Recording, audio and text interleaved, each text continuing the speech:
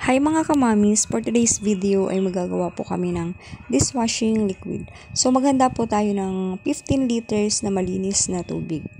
Madali lang po itong gawin kasi may instruction naman. So unahin na nga po pala natin ang bubble enhancer. So pag ilalagay nyo po ang bubble enhancer, huwag nyo pong itatapat yung mukha nyo dyan sa timba kasi po uubuhin po kayo kasi matapang yung powder na ilalagay po natin. Bago nga po pala ang lahat, sa mga hindi pa po nakakapag-subscribe, baka naman po pwedeng pa-subscribe ng YouTube channel na Jillian Altea Official.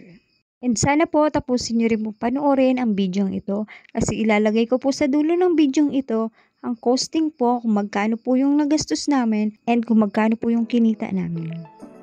Ayan. Sige, haluin lang maigi. Ayan. May tagahalo po ako. Haluin lang po natin ang maigi nang matunaw po yung nilagay nating powder. Ayan. Yung panghalo guys, kahit ano basta malinis. Ito yung ginamit ko kasi walang iba eh. Kaya ito na lang siya. Halo lang guys hanggang sa matunaw yung inilagay nating bubble enhancer. Tapos ang isusunod natin is yung gel. Yun yung mahirap haluin, yung gel. Ito po yung mahirap haluin.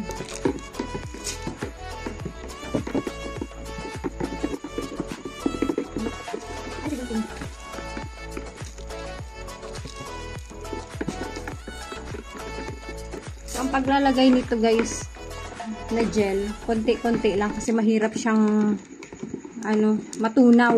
Mahirap po siyang matunaw. Kasi gel po ito, gel. Sige, halo. Ano na kaya? So, ilagay na po natin. Ayun siya. So, unti-unti lang guys ang paglalagay. Sige, halo lang, halo. Mas kapag binigla mo ito guys, mabilis tumigas. Kaya kailangan, konti-konti lang. Tansyahin nyo lang po.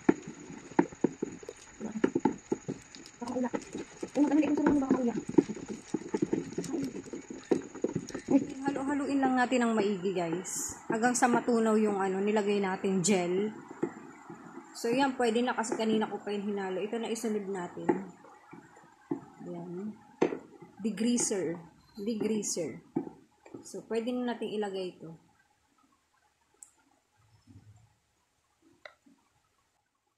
Ayan.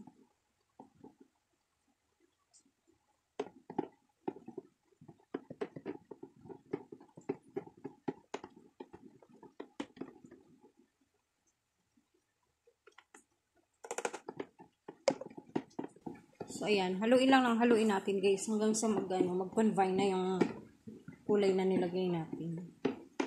So, ayun, gaya nga ng sinabi ko, haluin lang po natin ang haluin para maganda po ang kalabasan ng ating dishwashing. Yun. Haluin ng 5 minutes. Wala akong orasan. So, ayun po, kapag nilagay nyo yung gel, kailangan nyo po siyang haluin ng haluin maigi kasi magbubuo-buo po siya. Dapat matunaw siya para maganda yung mixture ng inyong dishwashing. So, yun guys, parang medyo okay na naman siya. Pwede nang ilagay yung next, yung neutralizer. Ito siya. Ito po yung next. Next na ilalagay natin.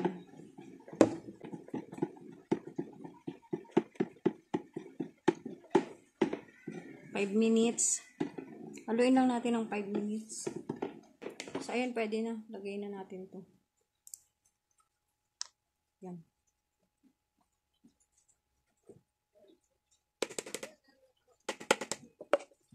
Haluin lang natin.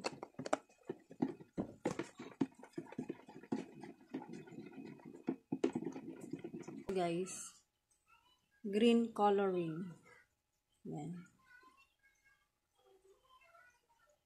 Ito yung next natin. So, ilagay na natin sa ating dishwashing liquid. Alamansi ito. Haluin lang natin ulit. Haluin lang maigi. Tapos i-combine na siya.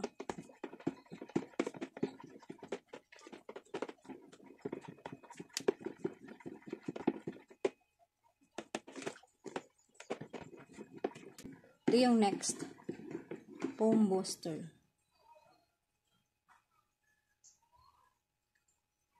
Yan. Ito po yung next natin.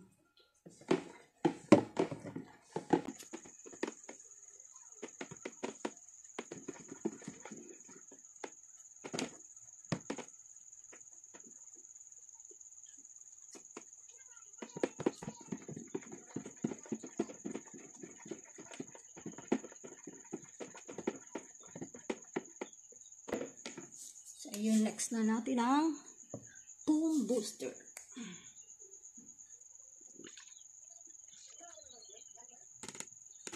Sige mo guys.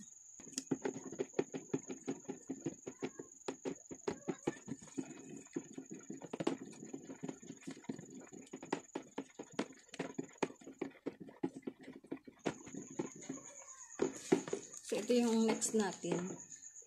Yung tinatawag na asin. Ayan. Salt or thickener. Ito yung pagpalapot. Pagpalapot sa ating dishwashing. So, ilagay na natin. Dito po, naglalagay na po ako ng salt or thickener. Ayan, kung nakikita nyo po, dalawang kamay yung gamit ko kasi wala akong katulong. Sobrang nahirapan ako dito kasi palapot siya ng palapot and habang nilalagay ko yung yung thickener ay sa kabilang kamay ko is hinahalo ko. Kaya medyo nahirapan po ako. Binuhos ko na nga po pala lahat yung thickener kasi nahihirapan na po ako maghalo. Kasi palapot na po siya ng palapot. Sobrang lapot na po siya. Is kapag lumalapot po is talagang mahirap siyang haluin. Ngayon guys, kung napapansin nyo guys, iba na yung niya. Medyo lumapot na siya.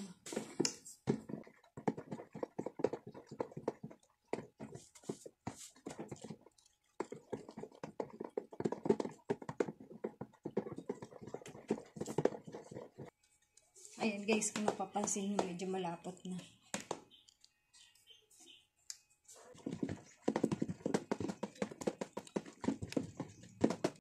Ito yung next. Calamansi.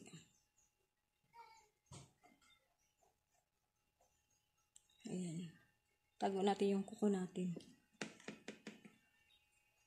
Ayan. Calamansi. Haluin lang po natin ulit bago po natin ilagay yung kalamansi na magpapabango sa ating dishwashing. And then takpan natin at ibabad ng 24 hours saka natin ilagay sa plastic bottle. So ayun, ibuhos na natin yung kalamansi. Bango guys.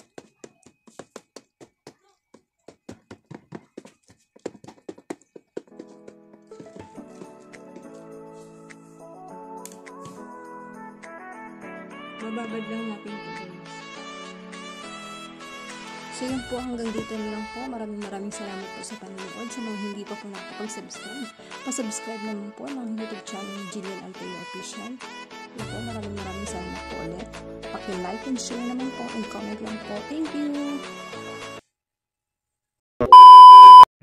At ito na nga po, natapos na po kami sa paglalagay ng mga dishwashing sa bote.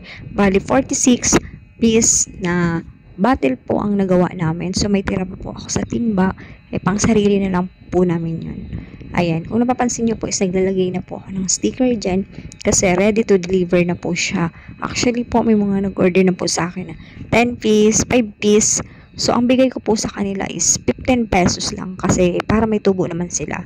And dito po, ang bentahin ko po dito pag isang peraso lang is 20 pesos. Kaya kayo mga mi, kung wala naman kayong mga ginagawa, try nyo na rin gumawa ng dishwashing sa inyong bahay and para may mapagkakitaan na din kayo. Actually, madali lang po siyang gawin kasi may instruction naman pong nakalagay sa dishwashing na o-orderin nyo po sa mga online.